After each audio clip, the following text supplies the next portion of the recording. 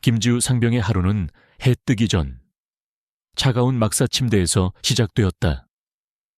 희미한 새벽빛이 창문을 통해 스며들었지만 그것은 새로운 시작을 알리는 빛이 아니었다. 오히려 어제와 다름없는, 아니, 어제보다 더 희미하고 고독한 하루의 예고편 같았다. 그녀는 눈을 떴지만 잠시 동안 그저 천장을 응시했다.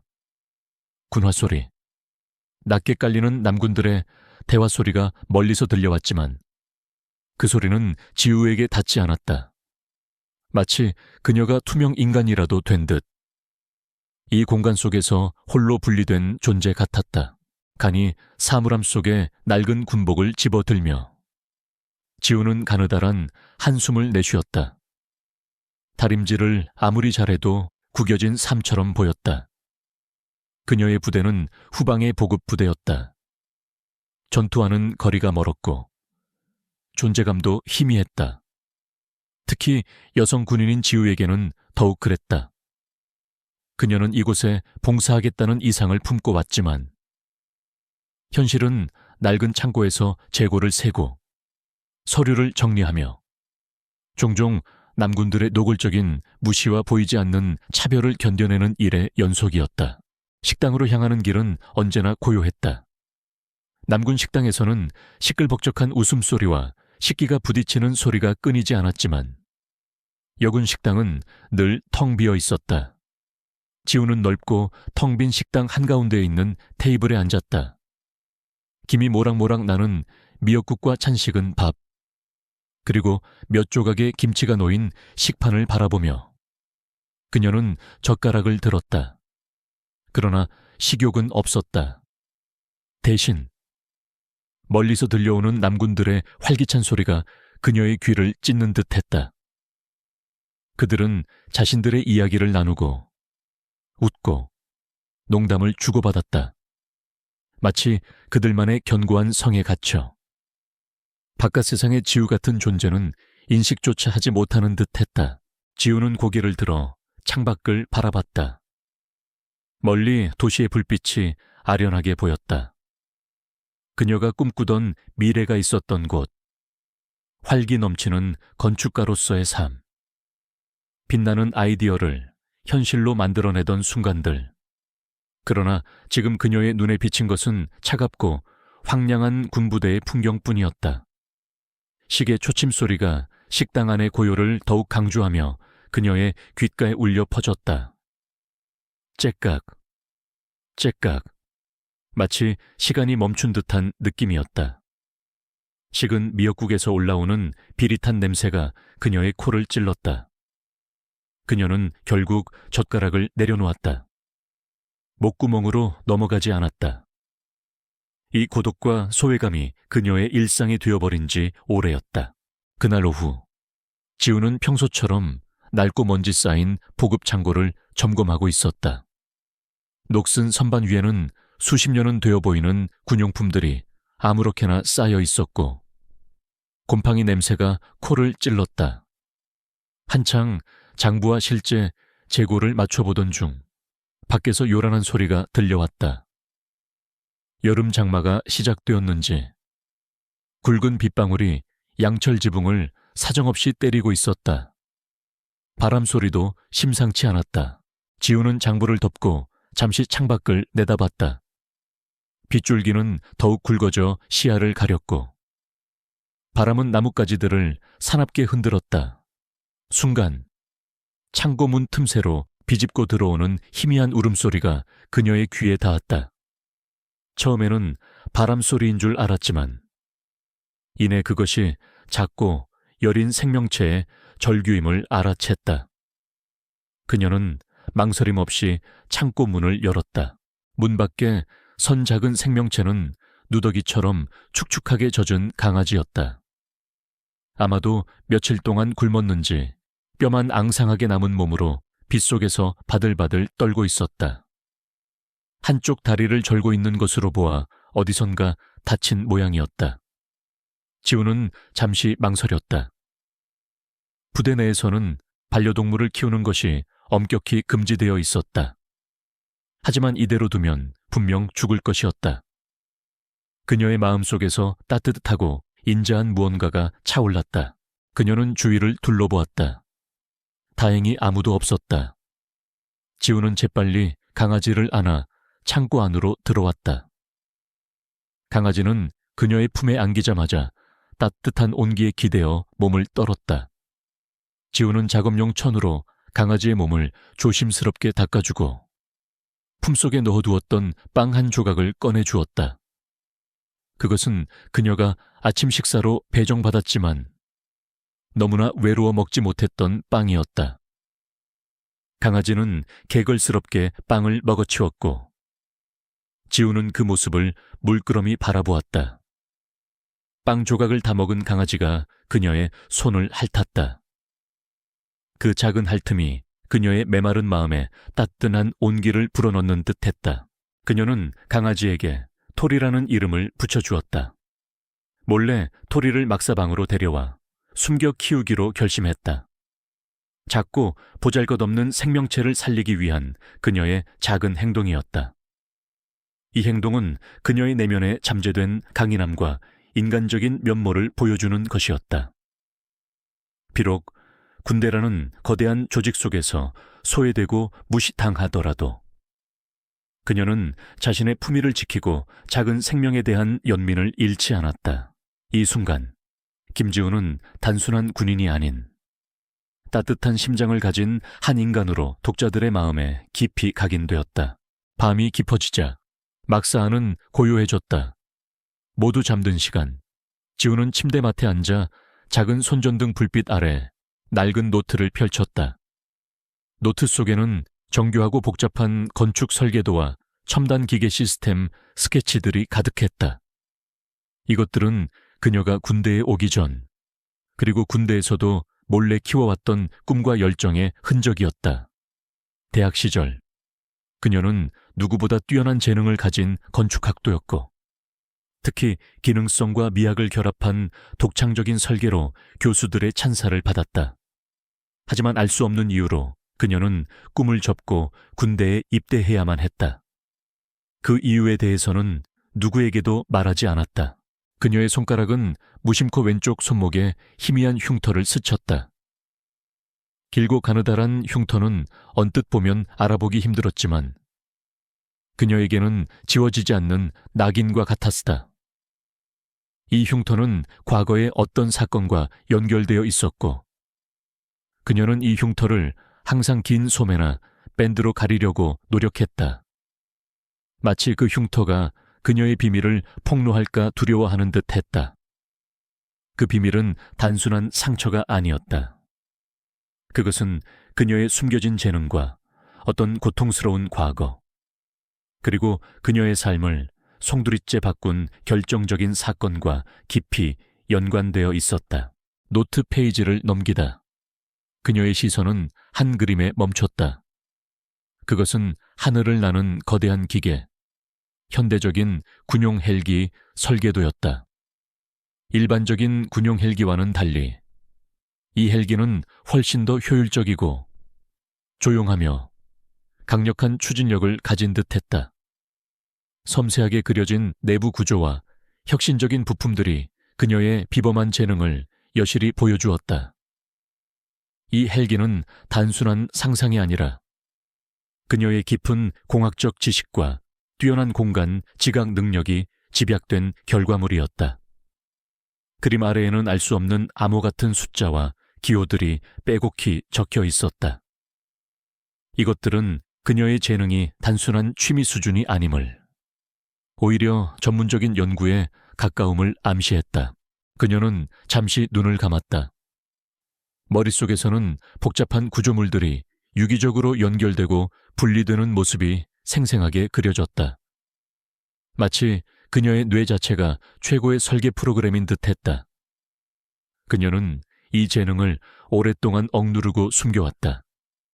군대라는 곳에서는 그녀의 재능이 환영받지 못할 것이라고 생각했다. 아니, 오히려 그녀에게 해가 될지도 모른다고 생각했다. 창밖에서는 빗줄기가 여전히 거세게 쏟아지고 있었다. 막사안은 더욱 깊은 어둠 속으로 잠겨들었다. 지우는 노트를 덮고 손전등을 껐다. 방 안은 순식간에 암흑에 잠겼다. 그러나 그녀의 마음속에는 작은 불씨가 여전히 꺼지지 않고 있었다. 언젠가 이 재능이 세상 밖으로 드러날 날이 올 것이라는 막연한 예감. 그리고 그날이 오면 그녀의 삶이 완전히 바뀔 것이라는 희미한 기대감이었다. 그녀는 이 미스터리한 과거와 숨겨진 재능이 언젠가 그녀의 운명을 결정할 중요한 열쇠가 될 것임을 짐작조차 하지 못했다. 김지우 상병의 평화롭지만 고독했던 일상은 여름의 맹렬한 열기 속에서 산산조각 났다. 그날은 유난히 무더운 날이었다. 아침부터 푹푹 찌는 듯한 날씨에 습도까지 높아 숨쉬기조차 버거웠다. 훈련장에는 열기가 가득했고 병사들의 얼굴에는 땀방울이 비 오듯 흘러내렸다. 이번 여름 훈련은 박진우 중령의 지휘 아래 진행되었다. 박 중령은 박 장군의 손자로 군대 내에서 막강한 권력을 휘두르는 인물이었다. 그의 오만하고 거만한 태도는 늘 주변 사람들을 불편하게 만들었지만 아무도 감히 그에게 맞설 수 없었다. 지우는 훈련에 앞서 보급품 창고의 재고를 확인하는 임무를 맡았다. 그녀는 낡은 서류철을 뒤적이며 장부를 대조하던 중 이상한 점을 발견했다. 특정 군사부지 매각과 관련된 서류들이 몇 년 전부터 조작되어 있었던 것이다. 수치들은 엉터리였고 서명은 위조된 것이 분명했다. 직감적으로 무언가 잘못되었다는 것을 느꼈다. 이 부지는 단순한 군사부지가 아니었다. 개발 잠재력이 높은 요충지였고 박 장군 일가가 오랫동안 눈독을 들여왔다는 소문이 파다했다. 지우는 심장이 철렁 내려앉는 것을 느꼈다. 그녀는 중요한 비밀을 알게 된 것이다. 박진우 중령은 지우가 서류를 발견했다는 사실을 자신의 신복을 통해 전해 들었다. 그의 얼굴은 순식간에 차갑게 굳어졌다. 그 순간부터 지우는 그의 눈엣가시가 되었다. 박중령은 자신의 계획이 틀어질까 두려워했고 지우를 제거할 방법을 모색했다. 그의 머릿속에는 이미 음험한 그림자가 드리워졌다. 그날 오후 야외 훈련이 시작되었다. 뙤약볕 아래 병사들은 지쳐갔지만 박중령은 훈련 강도를 더욱 높였다. 지우는 보급병으로서 훈련 물품을 나르던 중이었다. 그때 박중령이 그녀에게 다가와 싸늘한 목소리로 지시했다. 김상병, 저기 낡은 컨테이너 안에 비상 보급품이 있는지 확인해. 철저히 점검해야 해. 혹시라도 부족한 게 있으면 큰일 나니까. 그의 눈빛은 평소와 달랐다. 무언가 숨기고 있는 듯한 차가운 섬광이 스쳤다. 지우는 영문도 모른 채 낡은 컨테이너 안으로 들어갔다. 컨테이너는 오랫동안 사용하지 않았는지 퀴퀴한 냄새가 났고 공기는 뜨겁고 답답했다. 지우가 컨테이너 안에서 보급품을 확인하고 있을 때였다. 갑자기 밖에서 쾅 하는 소리와 함께 문이 닫히는 소리가 들렸다. 지우는 깜짝 놀라 문을 잡아당겼지만 문은 밖에서 잠겨 있었다. 그녀는 소리쳤지만 야외 훈련장에 시끄러운 소음에 묻혀 아무도 듣지 못하는 듯했다. 컨테이너 안의 온도는 찜통처럼 치솟기 시작했다. 햇빛이 금속 벽을 달구면서 내부 공기는 더욱 뜨거워졌다. 지우는 숨쉬기조차 힘들었다. 입에는 땀방울이 비 오듯 흘러내렸고 온몸의 기운이 빠져나가는 것을 느꼈다. 그녀의 시야는 점점 흐려졌고 귀에서는 이명이 울렸다. 열사병 초기 증상이었다. 그녀는 필사적으로 문을 두드렸지만 소용없었다. 그녀의 의식이 희미해지는 순간 그녀는 박진우 중령의 싸늘한 미소를 떠올렸다. 이것은 단순한 사고가 아니었다. 명백한 의도적인 행위였다. 의식이 혼미해진 상태에서. 지우는 과거의 기억들이 파노라마처럼 스쳐 지나가는 것을 느꼈다. 그녀의 어린 시절, 건축가의 꿈을 키우던 대학 시절, 그리고 갑작스러운 입대 결정. 그때마다 그녀의 마음속에는 설명할 수 없는 분노와 좌절감이 맴돌았다. 그러나 동시에 죽음의 문턱 앞에서 그녀의 내면에 잠자고 있던 어떤 강렬한 본능이 깨어나는 것을 느꼈다. 그것은 삶에 대한 강한 의지, 그리고 자신을 이렇게 만든 자들에 대한 분노였다. 얼마나 시간이 흘렀을까? 지우는 간신히 눈을 떴다. 그녀는 병원 침대에 누워 있었고 차가운 링거액이 그녀의 팔로 흘러들어오고 있었다. 머리는 깨질 듯 아팠지만 그녀는 살아있다는 사실에 안도했다. 그녀는 의료진에게 박진우 중령의 행위를 증언했다. 그러나 돌아온 것은 냉담한 반응과 의심의 눈초리뿐이었다. 군 당국은 이를 단순한 훈련 중 사고로 치부하려 했고, 박진우 중령은 능청스럽게 김상병이 훈련 중 컨테이너에 잠시 휴식을 취하러 들어갔다가 실수로 문이 잠긴 것 같다며 모든 책임을 회피했다. 지우는 분노했지만 그녀의 분노는 동시에 두려움으로 변했다. 박진우는 단순한 중령이 아니었다. 그의 뒤에는 3대에 걸쳐 군부의 요직을 장악해온 박 장군 가문이 있었다. 그들의 권력은 너무나 막강했고 그녀 같은 일개 상병이 감히 맞설 수 있는 상대가 아니었다. 그녀의 고발은 마치 계란으로 바위치기 같았다. 며칠 후 병원에서 퇴원한 지우에게 예상치 못한 명령이 떨어졌다. 그녀는 강원도 최전방의 한 비무장지대 DMZ 인근 소규모 부대로 전출되었다. 육군본부의 공식 발표는 김상병의 건강 회복과 정서적 안정을 위한 배려였지만 지우는 그것이 자신을 쥐도 새도 모르게 제거하기 위한 박 장군 일가의 음모임을 직감했다. 그녀는 이제 더 이상 군대의 정의를 믿을 수 없었다.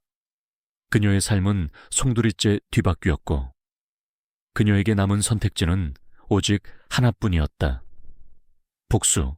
그녀는 더 이상 순종적인 군인이 아니었다. 그녀는 이 불공정한 세상에 맞서 싸우고 자신을 짓밟은 자들에게 복수하겠다고 다짐했다. 낡은 컨테이너 속에서 죽음의 문턱까지 갔던 경험은 그녀의 내면에 잠자고 있던 모든 것을 깨웠다.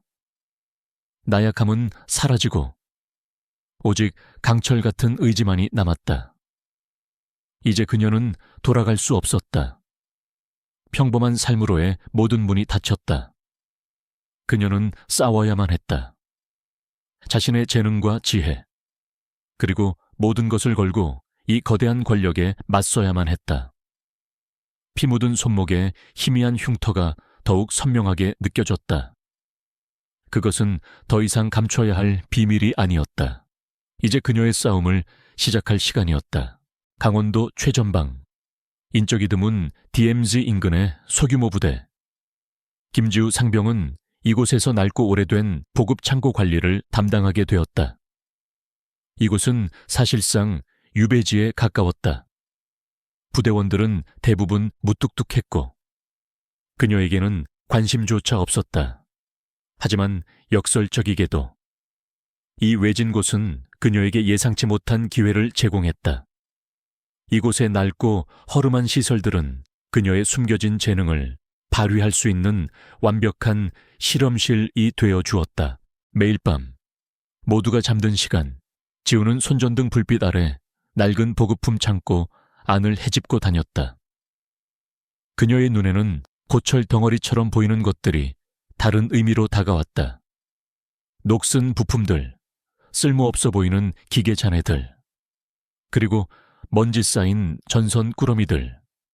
그녀는 그것들을 하나하나 살폈고 분류했으며 머릿속으로 조합하기 시작했다. 마치 어린 시절 블록 쌓기 놀이를 하듯. 그녀의 천재적인 공간 지각 능력과 공학적 지식이 빛을 발했다. 어느 날 오후 예상치 못한 방문객이 나타났다. 이대위, 갓 부임한 젊은 장교였다. 그는 군복이 어색할 정도로 깔끔했고 아직 세상의 때가 묻지 않은 듯 순진한 인상이었다. 이대위는 신임 보급 담당 장교로서 창고시설 점검을 위해 방문했다고 했다. 지우는 늘 그렇듯 무표정하게 그를 맞았다. 그녀는 이미 수많은 장교들을 거쳐갔고 그들 대부분은 형식적인 점검만 마치고 떠나기 바빴다. 김상병, 창고시설은 잘 관리되고 있습니까? 이대위가 다소 긴장한 목소리로 물었다. 네, 대위님, 최대한 노력하고 있습니다만 워낙 오래된 시설이라 언제 문제가 터질지 알 수 없습니다. 지우는 솔직하게 대답했다. 그녀의 말투에는 불필요한 감정이 없었다. 바로 그 순간이었다. 삐비빅 삐비빅 창고 한쪽 구석에서 요란한 경보음이 울리기 시작했다. 오래된 보안 시스템의 오작동이었다. 동시에 창고 천장에 매달려 있던 낡은 전선에서 스파크가 튀었고 퀴퀴한 먼지 냄새와 함께 타는 듯한 냄새가 번지기 시작했다. 작은 불꽃이 피어오르려는 찰나였다. 자칫하면 창고 전체가 불길에 휩싸일 수도 있는 아찔한 상황이었다. 이대위와 그를 따라온 병사들은 당황하여 어쩔 줄 몰라 했다. 이게 무슨 소화기를 가져와. 이대위가 외쳤지만 그의 목소리에는 이미 불안감이 가득했다. 병사들도 우왕좌왕하며 삽시간에 혼란에 빠졌다. 하지만 지우는 달랐다. 그녀의 눈은 번뜩였다. 마치 복잡한 퍼즐을 마주한 천재처럼 그녀의 뇌는 순식간에 작동하기 시작했다. 그녀는 경보음이 울리는 원인과 화재 위험 요소를 동시에 파악했다. 대위님, 소화기는 소용없습니다. 전선을 끊어야 합니다. 그리고 시스템 메인 패널을 강제로 리셋해야 해요. 지우는 침착하고 단호한 목소리로 외쳤다. 그녀의 목소리에는 어떠한 망설임도 없었다. 이대위는 지우의 말에 잠시 주저했지만 그녀의 눈빛에서 느껴지는 확신에 이끌렸다. 빨리 전선을 끊어. 이대위가 병사들에게 소리쳤지만 병사들은 겁에 질려 우물쭈물했다. 지우는 더 이상 기다릴 수 없었다. 그녀는 재빨리 창고 구석에 있던 녹슨 공구 상자에서 낡은 니퍼를 집어들었다. 그녀의 손은 망설임 없이 스파크가 튀는 전선 다발로 향했다. 파란색, 빨간색, 초록색. 아니, 이건 노란색을 먼저 끊어야 해. 그녀는 마치 시스템에 숨겨진 코드를 읽는 듯 중얼거렸다. 그녀의 손놀림은 정확하고 빨랐다. 그녀는 단숨에 특정 전선을 끊었고 퍽 하는 소리와 함께 스파크는 잦아들었다. 그리고는 마치 영화처럼 그녀는 몸을 날려 낡은 메인 패널로 돌진했다. 먼지가 잔뜩 쌓인 패널을 열자 복잡한 회로들이 드러났다. 이곳을 강제로 리셋. 그녀는 직감적으로 가장 중요한 부품을 찾아 손가락으로 과감하게 눌렀다. 철컥 하는 소리와 함께 경보음이 멎고 창고는 다시 고요해졌다. 화재의 위험도 사라졌다. 창고 안에는 정적만이 흘렀다. 이대위와 병사들은 입을 다물지 못했다. 그들은 방금 전까지 무능하고 보잘것없다고 여겼던 김지우 상병이 순식간에 재앙을 막아내는 놀라운 광경을 목격했다. 그녀의 지식과 판단력, 그리고 실행력은 일반적인 보급병의 수준을 훨씬 뛰어넘는 것이었다. 그녀의 눈에는 총명함과 함께 강인한 의지가 번뜩였다. 이대위는 천천히 지우에게 다가갔다. 김상병, 어떻게 이걸 다 알고 있었습니까? 그의 목소리에는 경외심과 함께 혼란스러움이 섞여 있었다. 지우는 아무 말 없이 니퍼를 내려놓았다. 그녀는 자신의 재능이 드러난 것에 대해 아무렇지도 않은 듯 했다. 하지만 이대위의 눈빛은 이미 그녀에게서 특별함을 읽어냈다. 그 순간부터 이대위는 지우에게 단순한 상관이 아닌 그녀의 숨겨진 능력을 처음으로 목격하고 인식한 유일한 인물이 되었다. 김지우 상병의 비범한 능력이 DMZ 외딴 부대에서 발휘되었다는 소식은 알 수 없는 경로를 통해 박진우 중령의 귀에까지 흘러들어갔다. 그의 정보망은 생각보다 넓고 깊었다. 처음에는 단순한 부대 내 소문 정도로 치부했지만 이대위가 직접 작성한 보고서에 김상병의 탁월한 위기 대처, 능력과 시스템 이해도라는 문구가 명시되어 있다는 것을 알게 되자 박중령의 얼굴은 차갑게 굳어졌다. 김지우, 그 계집애가 아직도 문제를 일으키는군. 박중령은 책상을 거칠게 내리쳤다. 그의 눈에는 질투와 함께 깊은 의심이 서렸다. 그가 지우를 제거하려 했던 것은 단순히 비밀을 숨기기 위함만이 아니었다. 그녀에게서 느껴지는 알 수 없는 위협감, 그리고 혹시라도 그녀의 숨겨진 능력이 자신의 계획에 방해가 될까 하는 막연한 불안감 때문이기도 했다. 박중령은 즉시 자신의 신복인 정보과 장교를 불렀다. 김상병의 과거를 다시 한번 철저히 조사해 그녀가 군대에 오기 전 뭘 했는지, 가족관계는 어떤지, 심지어 어릴 적 친구들까지 모조리 파헤쳐 특히 그 손목의 흉터가 무엇 때문인지 알아내. 그의 목소리는 차갑고 단호했다. 그는 지우의 모든 것을 알아내 그녀를 완벽히 통제할 수 있는 약점을 찾아내려 했다. 그와 동시에 박중령은 군 내부망을 통해 지우에 대한 부정적인 여론을 조성하기 시작했다. 김상병이 훈련 중 정신불안 증세를 보였다. 과도한 상상력으로 사고를 과장한다. 보급병으로서의 기본적인 업무 능력도 부족하다. 등의 악의적인 소문과 보고서들이 상부에 올라갔다. 이는 그녀의 명예를 실추시키고 혹시라도 그녀의 능력이 인정받아 승진이라도 하게 될까봐 미리 싹을 자르려는 교활한 계략이었다. 박중령의 행동은 점점 더 노골적이고 치밀해졌다. 그는 지우가 새로 전출된 부대 내에서도 그녀를 감시할 사람을 심어두었다. 지우의 일거수일투족은 박중령에게 보고되었다. 그녀가 몰래 토리 강아지를 키우고 있다는 사실도 그의 귀에 들어갔다. 이는 박중령에게 지우를 압박할 또 다른 약점이 될 것이었다. 밤이 깊어질수록 박중령의 집무실에는 싸늘한 긴장감이 감돌았다. 그는 지우의 인사기록 파일을 든 채 생각에 잠겼다. 건축학과 출신이라 흥미롭군. 그의 입가에 비릿한 미소가 번졌다.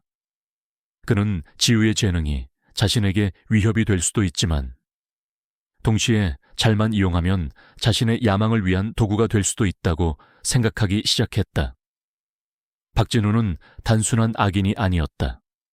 그는 기회주의자였고 자신의 이익을 위해서는 수단과 방법을 가리지 않는 냉혹한 권모술수꾼이었다. 지우는 자신이 감시당하고 있다는 사실을 어렴풋이 느끼고 있었다. 그녀는 박진우 중령이 자신을 예의주시하고 있음을 알았다. 하지만 그녀는 두려워하지 않았다. 오히려 그녀의 내면에서는 차가운 복수심이 더욱 단단하게 굳어졌다. 이제 게임은 시작되었다. 그녀는 더 이상 숨지 않을 것이었다.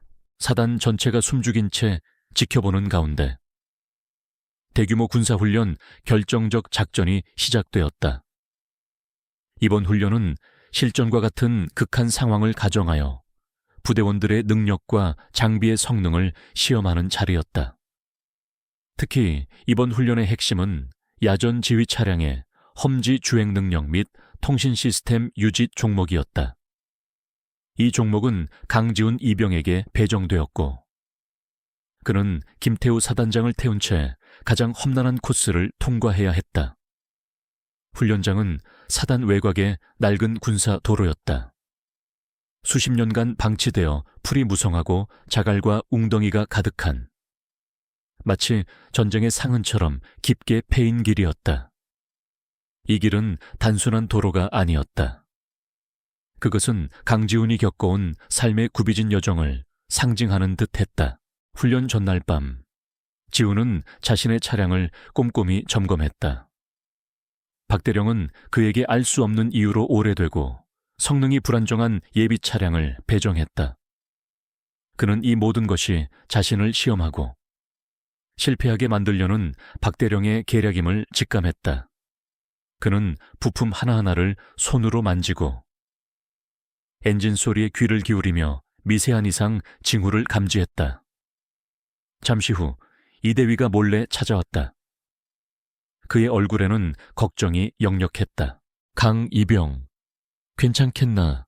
박대령이 자네에게 가장 까다로운 차량을 배정했더군. 게다가 코스도, 이건 분명 자네를 노린 거야.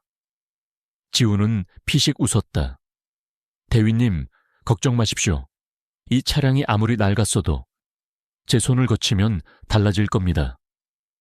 그의 목소리에는 자신감이 넘쳤지만 이대위는 여전히 불안한 눈빛으로 그를 바라봤다. 이대위는 지훈을 돕고 싶었지만 박대령의 감시 때문에 직접 나설 수 없는 상황이었다. 그는 멀리서 지훈을 응원할 수밖에 없었다. 훈련 당일 아침, 비가 내리기 시작했다. 빗줄기는 점점 굵어져 천둥 번개를 동반했고 훈련장은 순식간에 진흙탕으로 변했다. 시야는 흐려졌고 통신마저 불안정해졌다. 지훈은 김태우 사단장이 탄 지휘 차량의 운전석에 앉았다. 김 사단장은 뒷좌석에 앉아 묵묵히 전방을 응시하고 있었다.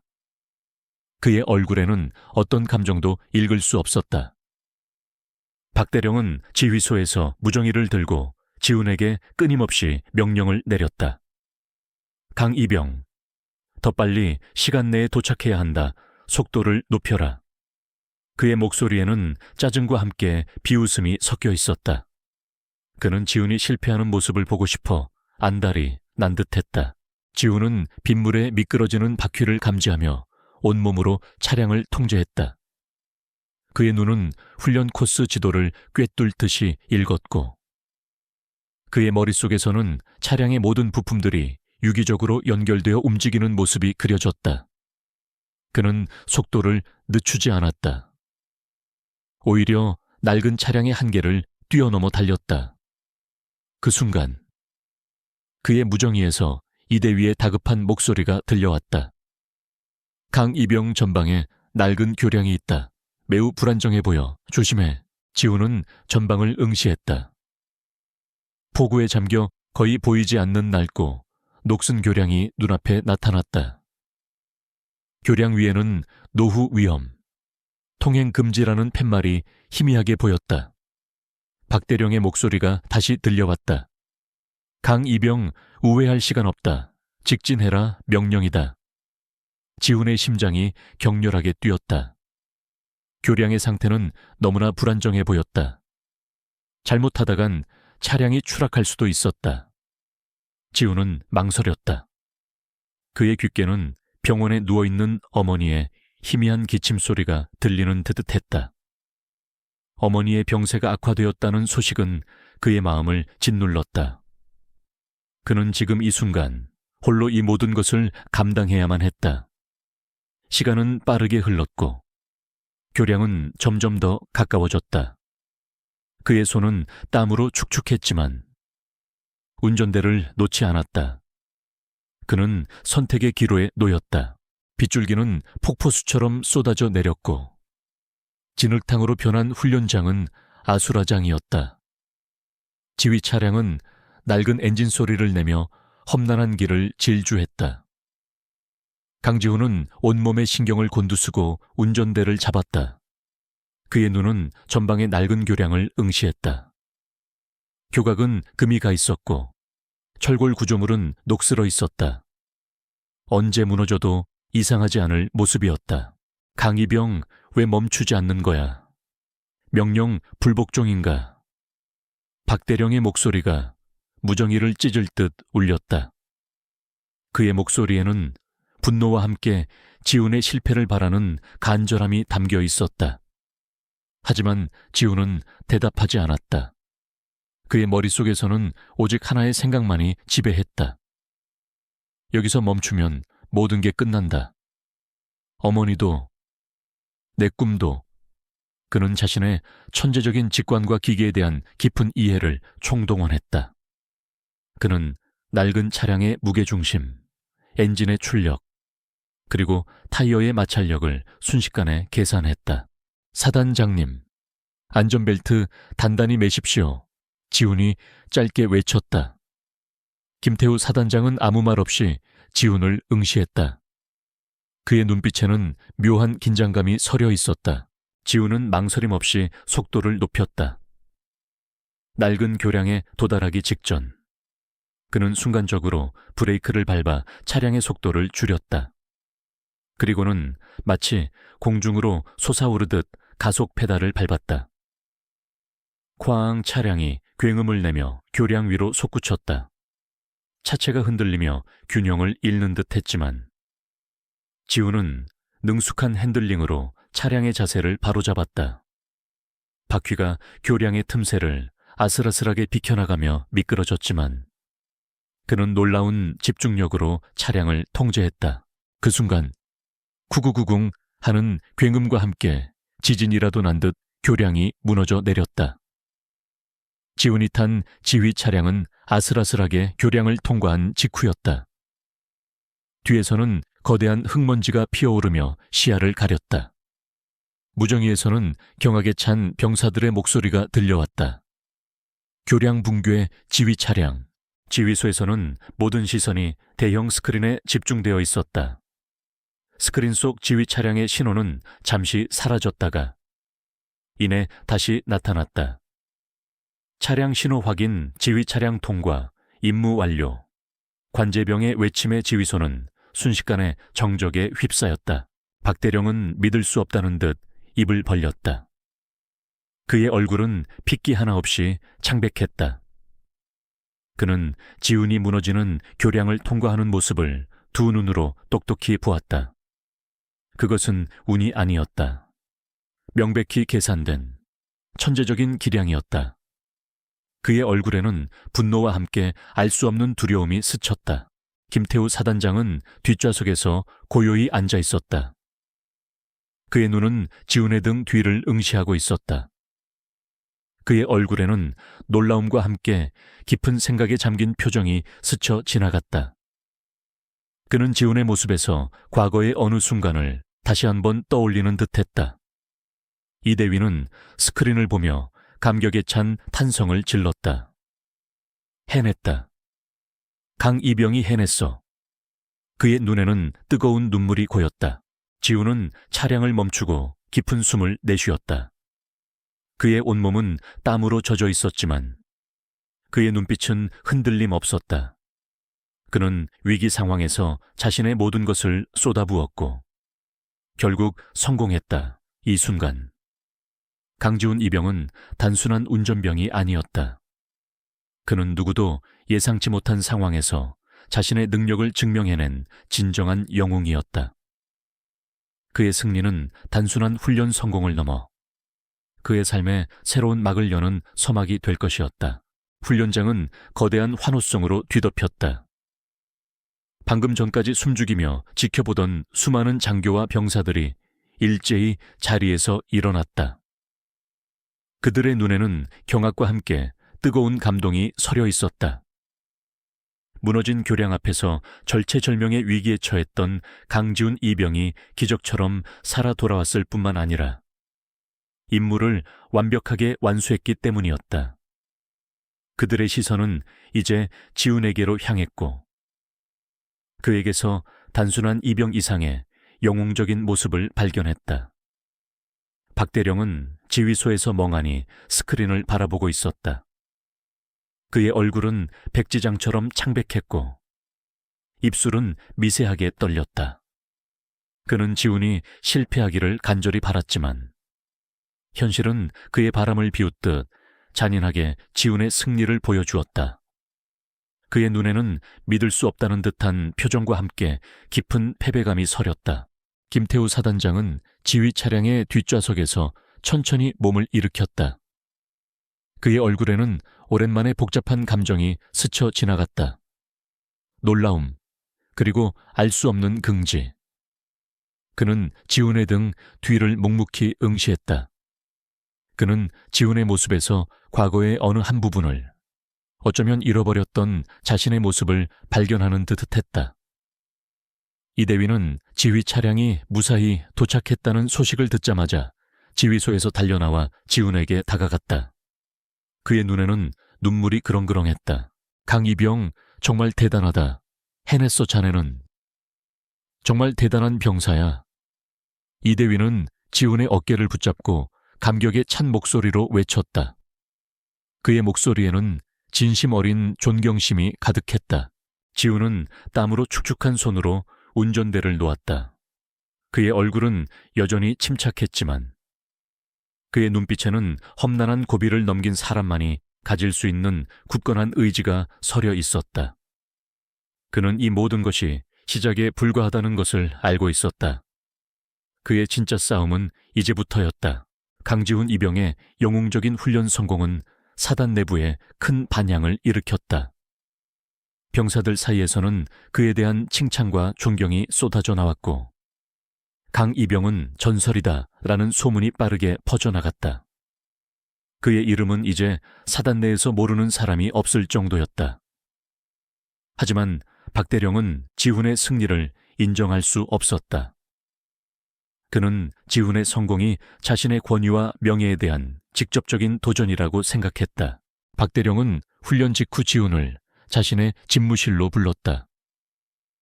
강이병, 자네가 이번 훈련에서 보여준 능력은 놀라웠다. 하지만 나는 자네가 그 능력을 어떻게 얻었는지 궁금하군.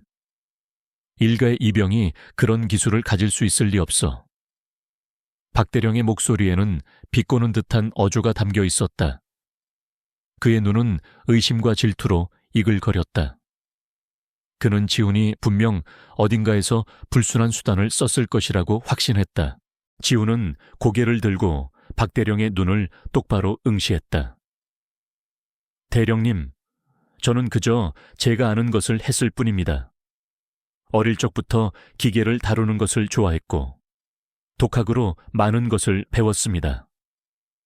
독학아, 웃기는군. 자네가 군입대 전 뭘 했는지 내가 모를 줄 아나 변변찮은 아르바이트나 하던 녀석이 어디서 그런 건방진 기술을 배웠단 말인가. 박대령은 비웃으며 지훈의 과거를 깎아내렸다. 그는 지훈의 배경을 철저히 조사했으며 그의 가난과 학벌을 조롱거리로 삼으려 했다. 그 순간 지훈의 낡은 엔진, 설계 노트에 대한 소문이 박대령의 머릿속을 스쳤다. 박대령은 그것이 분명 지훈이 훔친 기술이거나 불순한 의도를 가진 증거일 것이라고 확신했다. 그는 지훈의 방을 수색할 것을 명령했고 결국 지훈의 낡은 노트와 아버지의 사진이 발견되었다. 박대령은 노트를 펼쳐보았다. 정교하고 복잡한 설계도들을 보며 그는 경악했다. 이것은 일개 이병의 실력이라고는 도저히 믿기지 않는 수준이었다. 특히 군용 헬기와 관련된 설계도를 발견하자 박대령의 얼굴은 싸늘하게 굳었다. 그는 지훈이 군사 기밀을 빼돌리려 한다거나 혹은 다른 불순한 세력과 연관되어 있다고 확신했다. 박대령은 즉시 이 사실을 김태우 사단장에게 보고했다. 사단장님, 강지훈 이병은 단순한 병사가 아닙니다. 그의 방에서 이런 수상한 설계도가 발견되었습니다. 이것은 분명 국가 기밀과 관련된 것입니다. 이 병사는 간첩이거나 불순한 세력과 연관되어 있을 가능성이 높습니다. 당장 구속하여 조사해야 합니다. 박대령은 흥분하여 김태우 사단장에게 보고했다.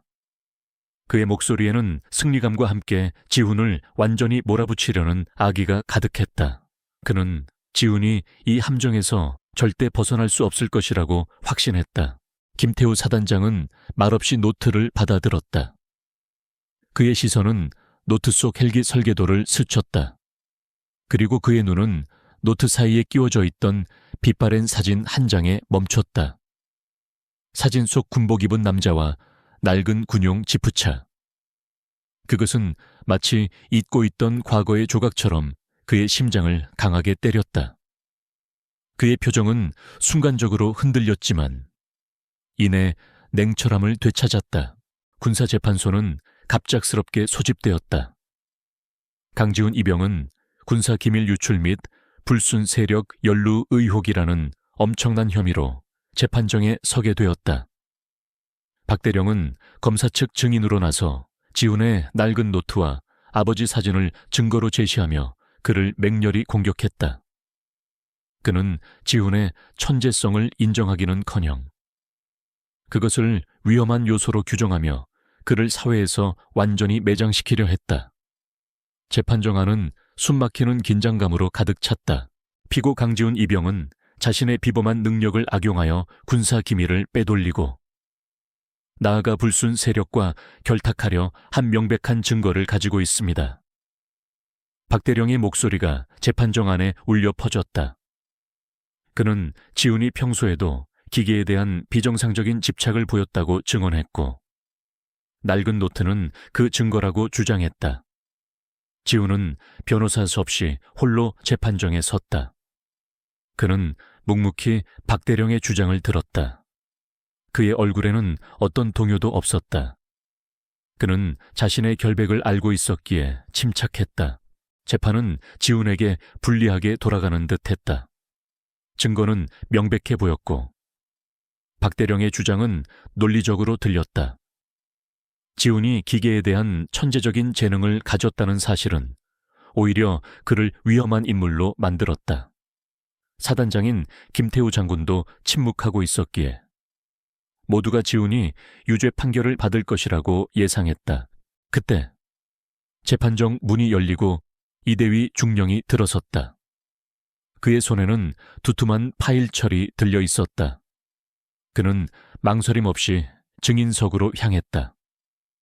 박대령의 얼굴은 순간적으로 굳어졌다. 이대위가 나설 것이라고는 예상하지 못했던 듯했다. 이대위 중령, 증언하십시오. 재판관이 말했다. 이대위는 심호흡을 하고 입을 열었다.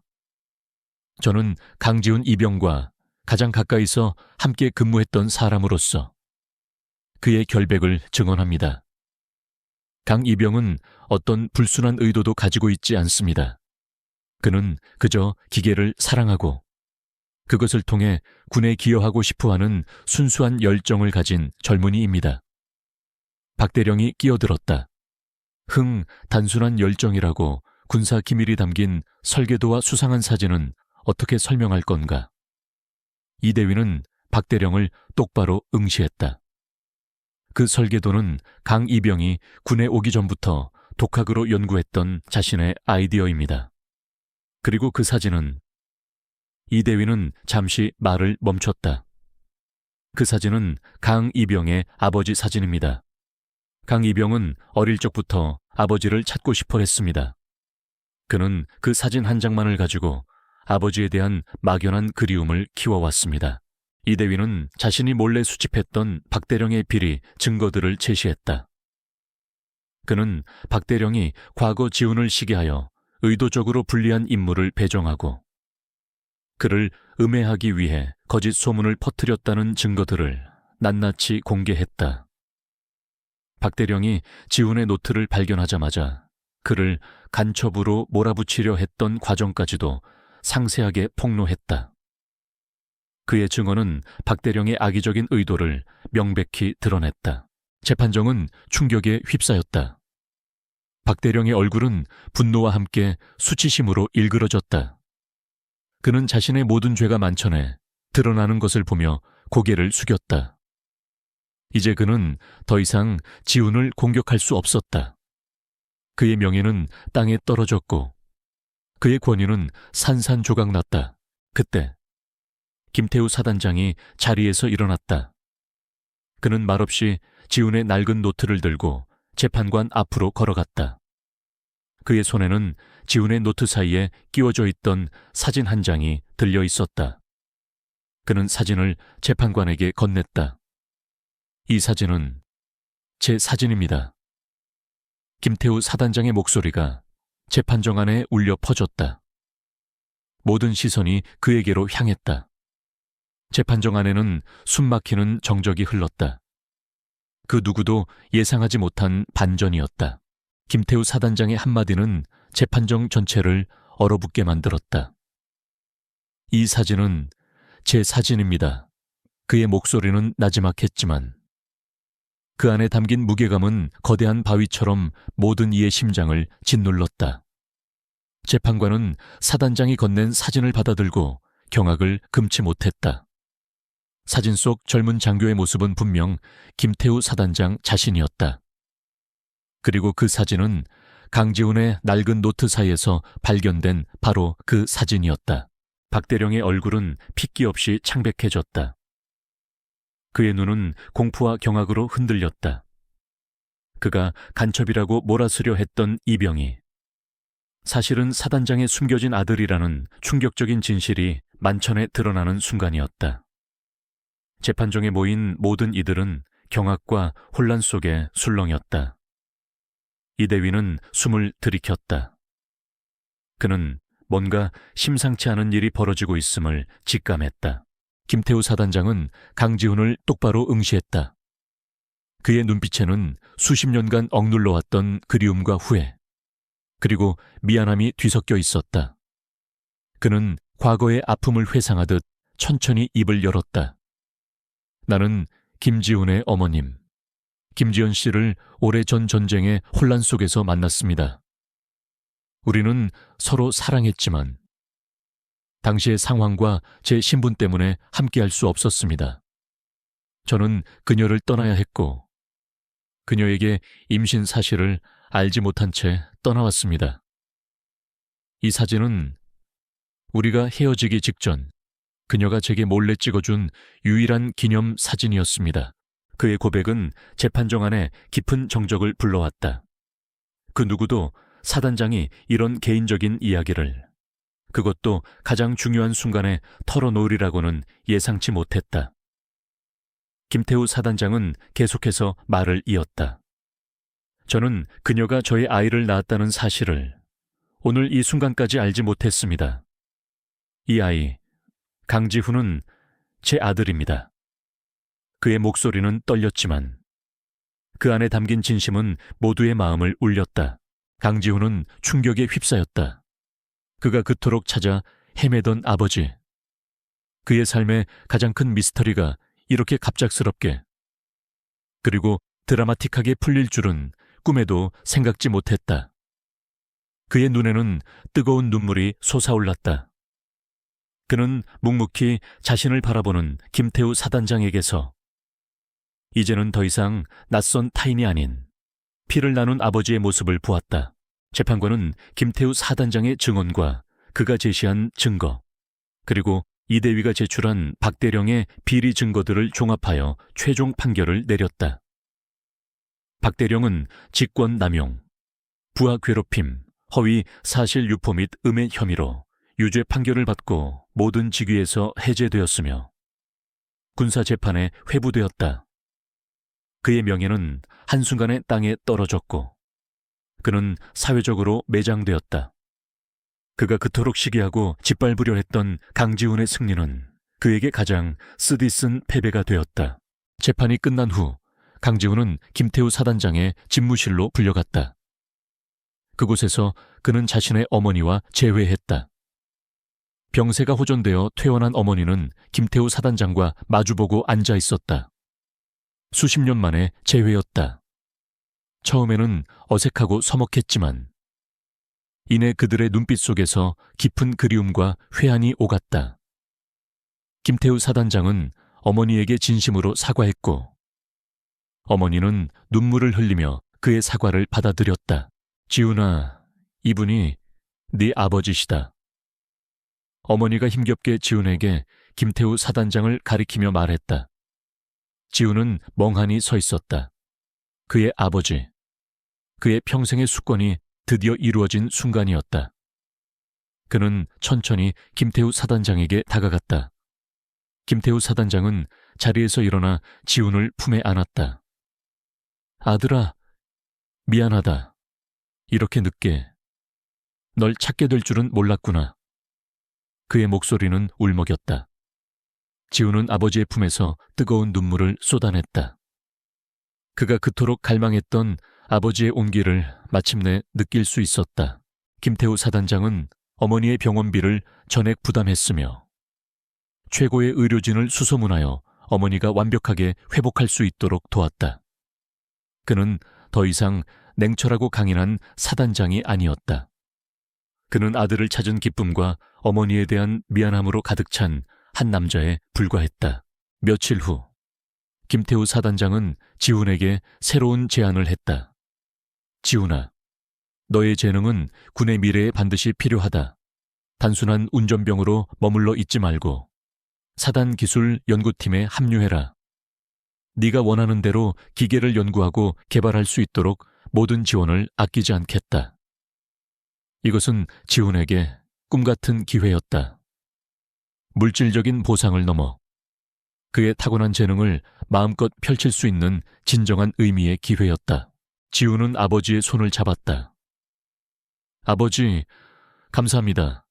최선을 다하겠습니다.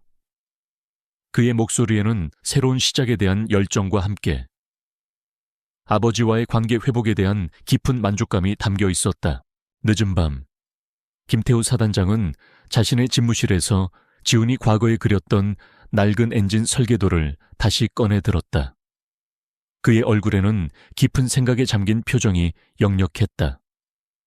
그가 오랫동안 잃어버렸다고 생각했던 아들의 존재는 이제 그의 삶에 새로운 의미를 부여했다. 그는 아들의 천재적인 재능을 보며 긍지와 함께 책임감을 느꼈다. 이대위 중령이 집무실 문을 두드리고 들어왔다. 사단장님, 강지훈 이병의 전출 명령서입니다. 오늘부로 사단기술연구팀에 합류하게 됩니다. 이대위는 격리하며 보고했다. 그의 얼굴에는 지훈에 대한 뿌듯함과 함께 안도감이 서려 있었다. 김태우 사단장은 고개를 끄덕였다. 수고했다.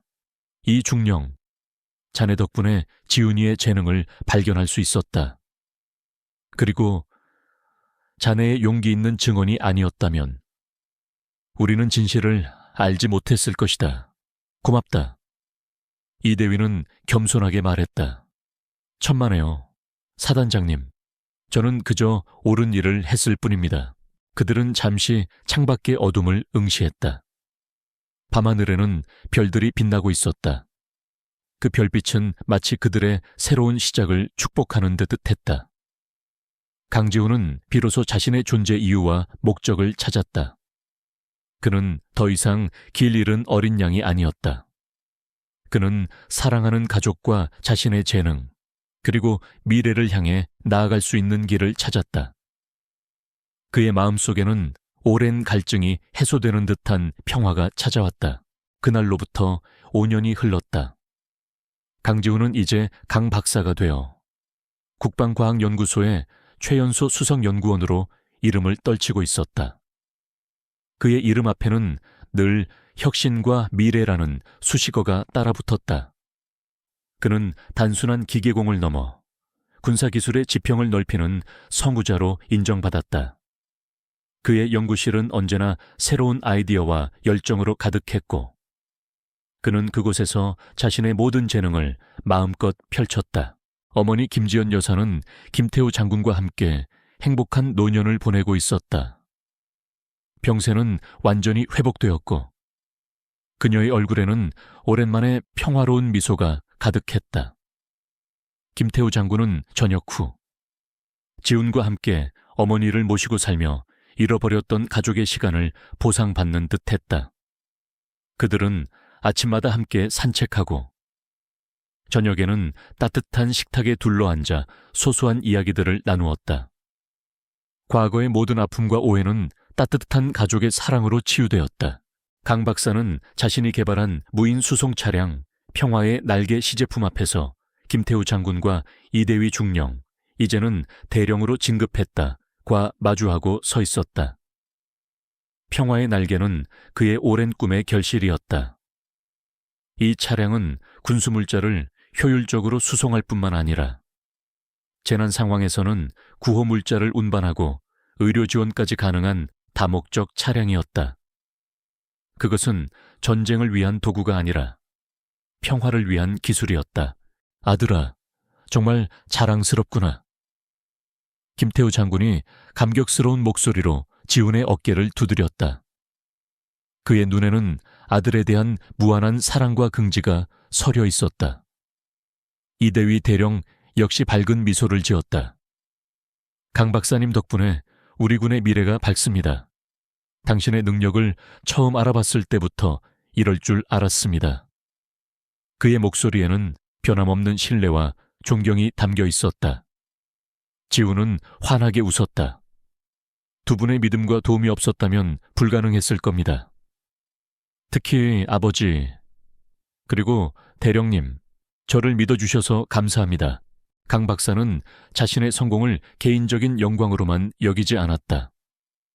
그는 자신과 어머니처럼 어려운 환경 속에서도 재능과 꿈을 키워나가는 젊은이들을 돕기 위해 김지연 장학재단반을 설립했다. 이 재단은 기술 분야에 재능 있는 학생들이 학업을 이어가고 연구에 전념할 수 있도록 재정적 지원과 멘토링 프로그램을 제공했다. 그는 주말마다 직접 재단을 찾아 학생들을 만나고 자신의 경험담을 들려주며 꿈과 희망을 심어주었다. 또한 그는 군에서 전역한 참전 용사들의 재활과 사회 복귀를 돕는 자선단체에 정기적으로 후원하고 직접 봉사활동에 참여했다. 그는 자신의 기술 지식을 활용하여 참전 용사들의 불편함을 덜어줄 수 있는 보조장치 개발에도 힘썼다. 그는 우리는 과거의 희생을 잊어서는 안 되며 그분들의 삶이 더 나아지도록 돕는 것이 우리의 의무라고 항상 강조했다. 어느 맑은 가을날, 김지연 장학재단의 첫 졸업식이 열렸다. 강 박사는 강단에 서서 졸업생들을 향해 미소 지었다. 그의 옆에는 백발이 성성한 김태우 장군과 자애로운 미소를 띤 어머니가 함께 앉아 있었다. 사랑하는 졸업생 여러분, 여러분은 이제 새로운 시작점에 서 있습니다. 제가 그랬듯이 여러분의 삶에도 예기치 않은 어려움과 시련이 찾아올 수 있습니다. 하지만 기억하십시오. 가장 깊은 어둠 속에서도 빛은 존재한다는 것을, 여러분의 재능을 믿고 꿈을 향해 나아가십시오. 그리고 무엇보다 주변 사람들과 함께 나누고 베푸는 삶을 사십시오. 그것이 진정한 행복입니다. 그의 연설이 끝나자 졸업생들과 하객들은 뜨거운 박수와 환호성을 보냈다. 강 박사는 무대 뒤편으로 걸어가며 어머니와 아버지를 바라봤다. 그들의 눈빛 속에는 말로 다 할 수 없는 사랑과 자부심이 가득했다. 따뜻한 가족의 온기 속에서 그는 비로소 진정한 평화를 느꼈다. 그 순간 강 박사의 시선은 졸업식장 한쪽에 전시된 작은 사진 한 장에 멈췄다. 그것은 그가 어린 시절부터 간직했던 군복 입은 젊은 김태우 장군이 군용 지프차 옆에 서 있는 낡고 빛바랜 사진이었다. 그 사진은 이제 단순한 과거의 흔적이 아니었다. 그것은 한 개인의 험난한 여정, 가족의 재회, 그리고 한 시대의 변화를 상징하는 강력한 증거가 되었다. 사진 속 젊은 장군의 눈빛은 이제 그 곁에서 당당히 자신의 꿈을 펼치고 있는 아들의 눈빛과 닮아 있었다. 창밖으로는 가을 햇살이 쏟아져 내리고 노랗게 물든 나무잎들이 바람에 흔들렸다. 그 풍경은 마치 새로운 봄이 찾아온 듯 따뜻하고 희망찼다. 강 박사는 자신의 삶이 이제 평화와 희망의 메시지를 세상의 전화는 하나의 이야기가 되었음을 깨달았다. 그의 이야기는 여기서 끝이 나지만 그가 심은 희망의 씨앗은 수많은 사람들의 마음속에서 계속해서 싹을 틔우고 새로운 이야기들을 만들어낼 것이었다. 자, 이제 이 이야기는 끝이 납니다. 하지만 여러분의 이야기는 아직 끝나지 않았을지도 모릅니다. 여러분도 강지훈 박사처럼 용기 있는 여정을 시작할 준비가 되셨나요? 여러분의 삶 속 숨겨진 잠재력은 무엇인가요? 댓글로 여러분의 생각과 이야기를 공유해 주세요. 그리고 이 이야기가 마음에 드셨다면 좋아요와 구독, 알림 설정 잊지 마세요. 다음에도 더 감동적인 이야기로 찾아뵙겠습니다.